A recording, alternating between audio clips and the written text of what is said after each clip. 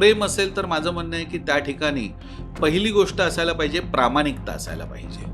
जर एखादा मुस्लिम मुलगा स्वतःचं नाव हिंदू सांगतो आहे, तो विवाहित आहे, 2 वेळा विवाहित आहे, 4 मुलं त्याला असताना तो अविवाहित असल्याचं दाखवतोय आणि एकाच वेळी तो 2-3 मुलींना तशा प्रकारे आपल्या प्रेमाच्या जाळ्यामध्ये फसवतोय, तर ह्याला प्रेम कसं म्हणता येईल? पहिला मुद्दा. दुसरा मुद्दा, आपल्या देशामध्ये कायदा हा सगळ्या गोष्टींसाठी आहे.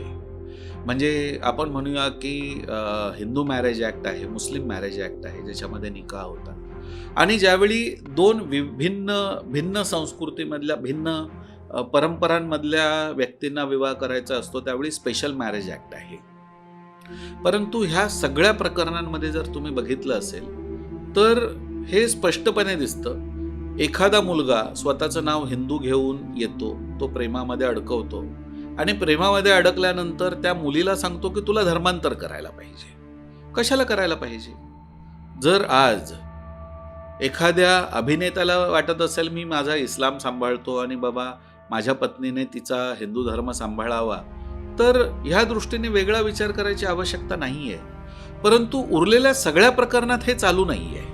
तिथे पहिल्यांदा धर्मांतर आहे आणि धर्मांतर झालं की अर्ध्या तासामध्ये लग्न आहे.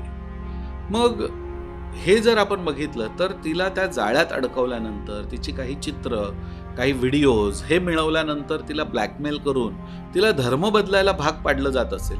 माझं म्हणणं आहे, जर हा प्रेमच आहे तर प्रत्येक वेळी हिंदू मुलीनेच मुस्लिम का बनायचं आहे? असं एकाही प्रकरणात का दिसत नाही की एखादा मुस्लिम मुलगा तयार होतो की चल ठीक आहे, माझं तुझ्यावर एवढं प्रेम आहे की मी माझा धर्म सोडून हिंदू बनायला तयार आहे. असं एकही प्रकरण घडू नये.